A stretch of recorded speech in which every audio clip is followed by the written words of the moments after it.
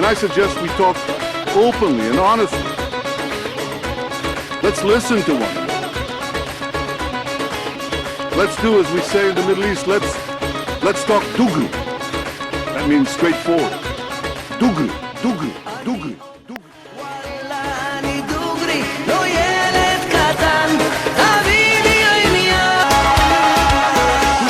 Dugri. With us again from Jerusalem, Knesset Jeremy from KnessetJeremy.com.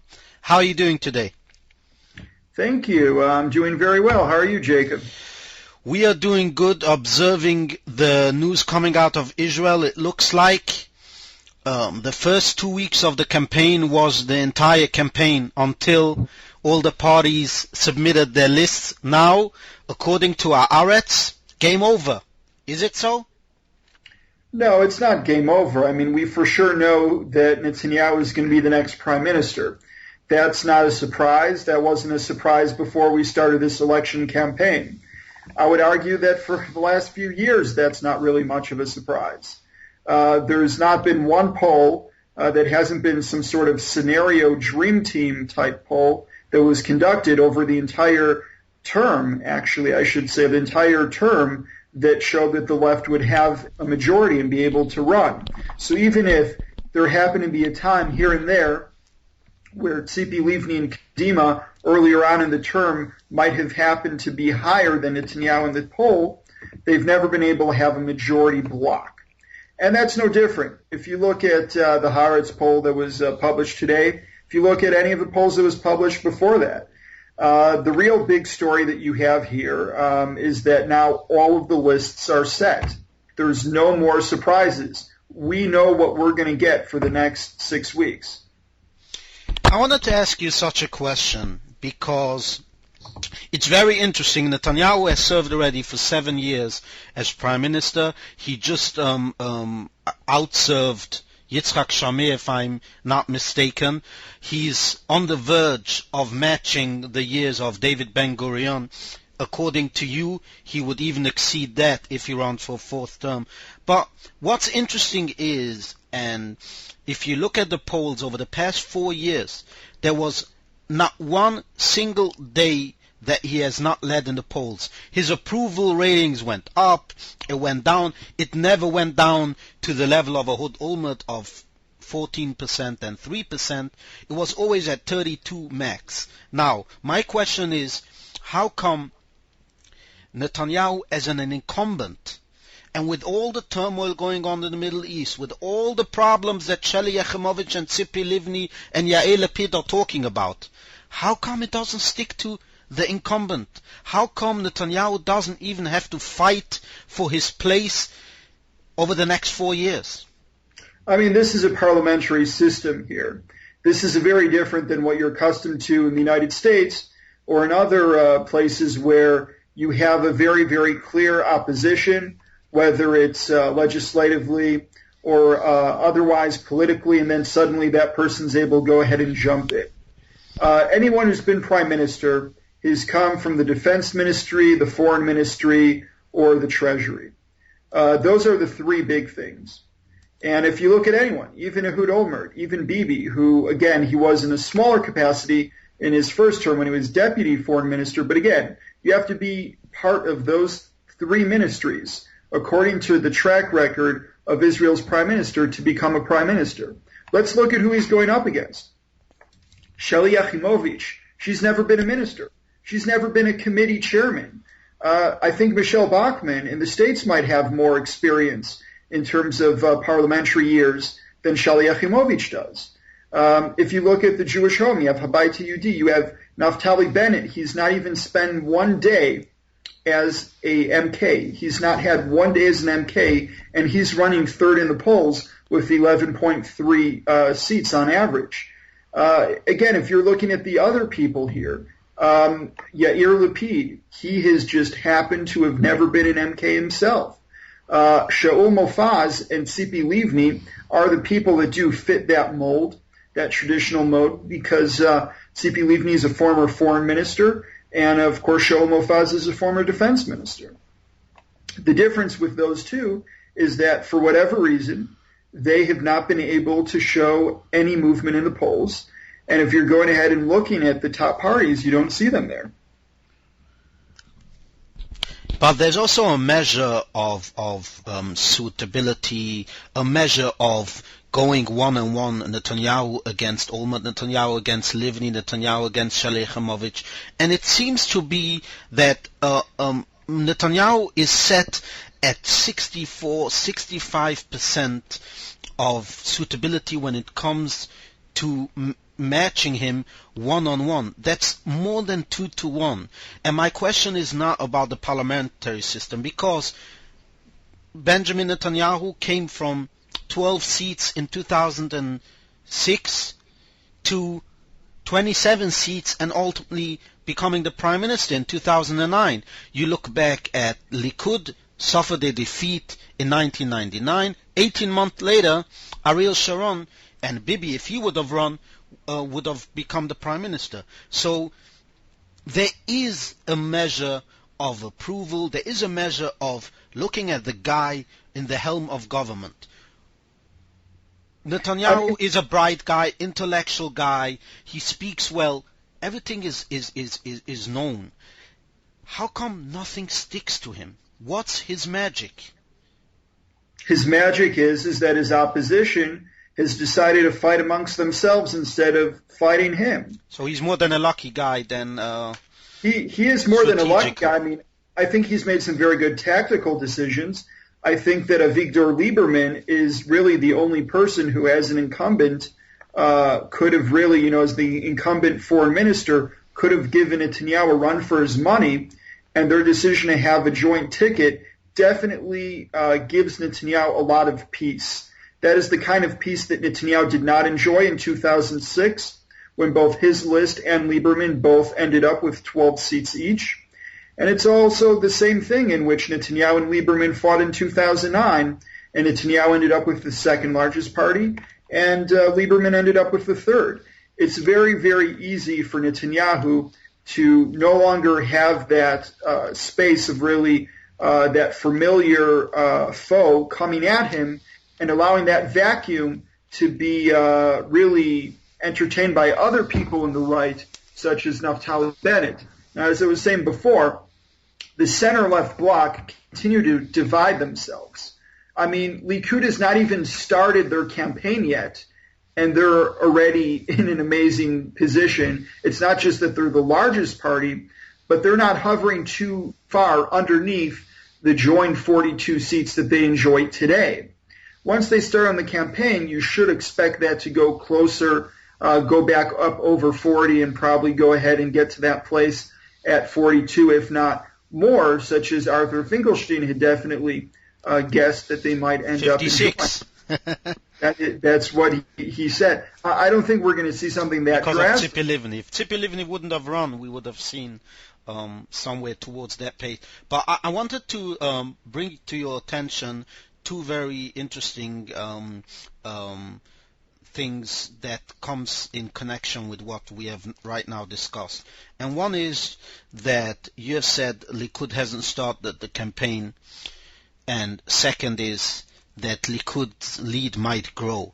And first of all, I saw yesterday a poll on Channel 2 that showed 64% or 68%, I'm not sure at this moment, of Russian voters plan to vote for Likud Beitenu. Now, if you look back, the Russian vote was basically Lieberman's base, and the rest started to go towards Likud. Ariel Sharon got a big chunk of it, and so on. Don't you think that now that Likud Beitenu have merged together, 64% is a huge number? Doesn't it tell you that the lead might grow only from the Russian base? That's definitely one of the areas where I expect them to be able to gain. I think that 64% is a low for them right now. I expect them to gain on that. You have to look at where the other numbers went. Tzipi Livni, who's really the only other person who's going for the Russian vote, has been the person to benefit from it the most. She decided to put in Orit Zoharetz. She put in Robert Tivayev, in her list. She made sure to give some Russian representation. that's something that you really don't have. You look at what happened in Kadima with Shlomo Mofaz deciding to give Marina Solodkin the number 9 spot, which is by all counts not realistic. Even he is not realistic. Right, even he's not realistic at this point. But actually, I really projected her to go in the top 3, if not the top 5, because I expected that they were going to try to use her as the veteran MK of the Russian-speaking public. She's the only person who's been in Knesset longer than Avigdor Lieberman that's been representing that vote, and she's done so in Sharansky's Yisrael B'Aliyah party, in Likud, in Kadima.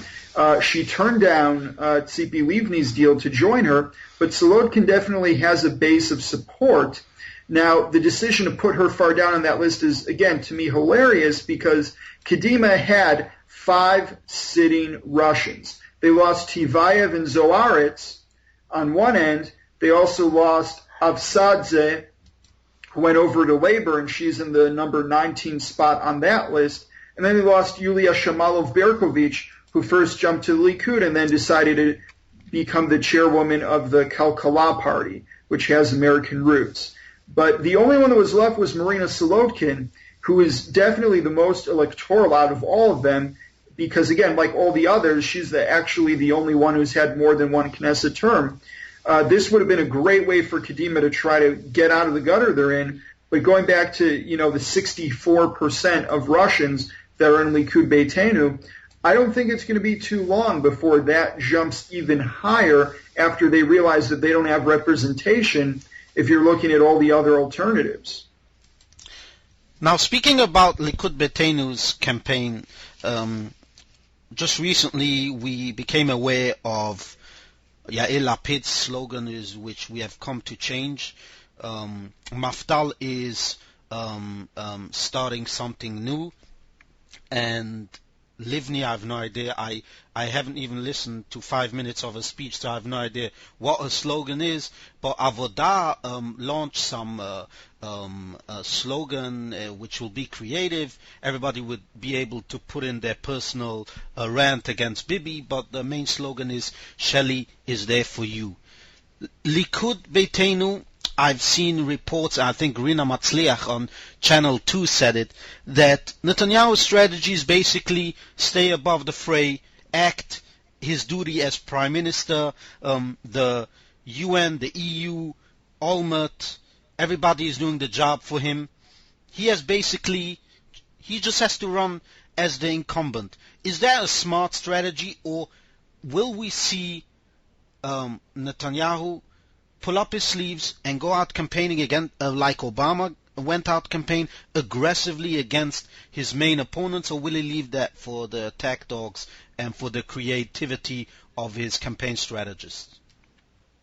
Yeah, I mean, the one thing that I did see that came out of Likud Beitenu was leadership against seat arrangement, unity against a party of refugees. So I have seen some sort of slogans come out of the Likud campaign, but there's really at this point, I mean, you have a spokesperson for the campaign, you have a spokesperson for the party, but you really don't have.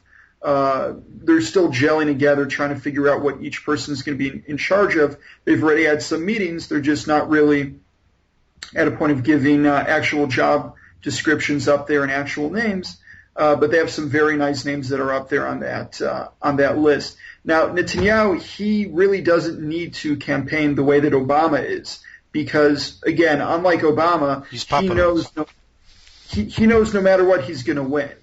And the truth is that, like Rina Matzliach said, a large percentage of the people that are voting for him are not doing so because they like him, just because they're impressed with the way that he's leading the country. This is a guy who says, I'm a conservative guy, and he'll go ahead and he'll build E1. On the other hand, he'll go ahead and he'll do a ceasefire on the same day that there's a bus bombing in Tel Aviv.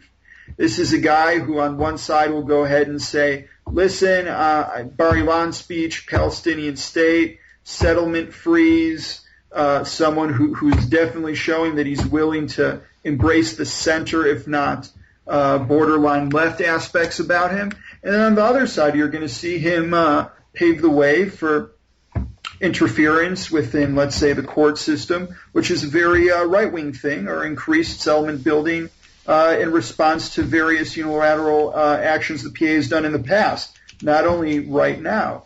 So Netanyahu is definitely able to get both sides. He's able to get the right-wing people because they feel that they're with him, and that's where he stands. And you have a lot of those people that are on the center-right that might even be tilting a little bit center-left.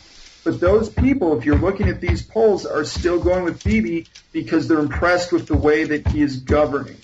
So if we go back in the summary, he is not being elected because of his positions on issues. He's being elected based on his leadership. Why should he campaign when he can just lead? So you would say, like the campaign slogan of Ehud Barak, Lo Sachbak Manhig, not schwitzing Prime Minister? Yeah, so, in a way, but he's not going to go ahead and go for those type of stuff because, again, he doesn't need to sell himself. I mean, this is the very interesting thing about this election. This is just like the Ariel Sharon-Ehud Barak matchup in 2001. We know what the result is going to be. The real question is who his coalition partners are going to be. The real question is how many seats are the center-left bloc going to be able to rip away from the right. Those are the real questions of this campaign. Bibi can send his surrogates, and they can do his work, and he has a campaign team of very talented people that are going to be working on the religious public, which are mostly going to be attacking Jewish Home, and the right parties, such as Strong Israel and Shas. And then on the other side, he has another team that is working to really court that center vote, which he's always been trying to capture in every election, sometimes more successful than others. But he's just really in a great position to be in. Again, how can you not be happy if you're Bibi Netanyahu right now? Yeah, I mean, you'd have to change your name in order to... Right. He's in great shape. This is exactly what he could have hoped for. Now, since he's been so lucky, are you aware of, I saw a report on Channel 10, yes, Channel 10 had a report that Netanyahu and Lieberman are exploring to implement the Norwegian law, which is that appointed cabinet ministers evacuate their seat and give place for candidates lower in the list. Do you think this is just a spin to motivate the candidates more low on the list, or to prove that, you know what, it will be a more moderate list? Or is this a real strategy to tell the people, you know what, this is going to be a government that will have a fully parliamentary system, plus those who will be appointed as ministers will be appointed not because of their political affiliation, but based on their accessibility and their suitability for this post? I think first of all you have to know there's a difference in terms of motivation behind both Lieberman and Netanyahu on this issue. I can also say that the Norwegian law has been something that's been brought up in many elections, if not each one of them. It was the Beit Yehudi in the previous election who definitely was playing it up very, very hard in 2009. And they tried legislating that in 2009 after their election. And what ended up happening is Netanyahu decided to bury it. Now, so Lieberman's been very consistent on this issue, and this is a surprise to a lot of people, but he actually believes in separation of branches of government. You have the executive branch and you have the legislative branch, and they should be separate. And in Lieberman's vision of what electoral reform is, you do not have people who are both ministers and MKs. So this is definitely a very, very important issue when it comes to Lieberman and Yisrael Beitenu. However, considering the fact that Likud was the one who decided to bury the bill during the previous administration, I'm not so sure that this is something that is the interest of Bibi Netanyahu. It would definitely help him. A lot of his loyalists would be people that would end up in the Knesset if he does this. But Netanyahu also enjoys having a weak government. One of the reasons that he decided to have 40 ministers and deputy ministers was so that he could neutralize the Knesset. When you only have 80 people who can really vote, and the other 40 can vote, but they can't propose legislation, and they can't go against a government bill without tending in their resignation, you're in a situation where you control a third of parliament automatically. He would lose these type of benefits of control if he decides to pass the Norwegian law, because the ministers would not be subject to him. Now, there's always the question that you can say, well, maybe he wants to go ahead and do this Norwegian law. We'll get in these neutral people who are better for him. They're more center or center-right. However, if these ministers decide to cause any problems, they can decide to resign to kick those people out in order to vote for or against critical legislation. I can give you an example. Let's say we go ahead and we see a situation where Netanyahu finds out that he's pressured by Obama and he needs to do another settlement freeze. You can have all the conservative right-wing ministers resign their posts, kick out the people, because that's what happens in the Norwegian law. You allow them in, but they end up outside of parliament the minute the minister becomes an MK again, and then they'll suddenly end up having a majority and they'll be able to bring down that motion. So there's a lot of different games that can be played that you're bringing into the democratic system in Israel that does not exist yet. So I think Netanyahu is probably afraid to do so. I guess we'll wait and see. Anything else coming up this week, or it's just Hanukkah celebrating and Benjamin Netanyahu drawing a Google symbol? Yeah, I mean, look, he's good at it. Yeah, listen, Netanyahu is on cloud nine, and I think that we're going to be here in 6 weeks, and he's still going to be on cloud nine. I don't expect any difference there. I think Netanyahu can go to sleep now and wake up after Election Day, and he's still going to be in first place, and he's still going to be somewhere, depending if it's going to be towards one side or the other, but he's going to be in that area where he's going between 35, 45, maybe a bit more, but definitely not less. And he's just in great shape. So if you're a journalist or an operative, you're looking for some drama, just seek another country. Look, like I said, the question now is who is the coalition partners going to be? How many seats are the center-left going to be able to rip away from Netanyahu? And that's really, why people are looking at Tzipi Livni, because she might be able to bring some of those center-right people away towards her. I very much doubt it, because she decided to take a list with Amir Peretz and Amram Mitznah. Even more Labour than Labour. Exactly. On the other side, the right-wing people on her list that she's trying to show off are people like Eliezer Stern, who is just... you have to look at the Livni list and just realize that the only thing that those people have in common, if you look at her top five, is that all five of them, a month ago, were a member of a different party. Knesset Jeremy, thank you so much for your updates. See you next week. Thank you.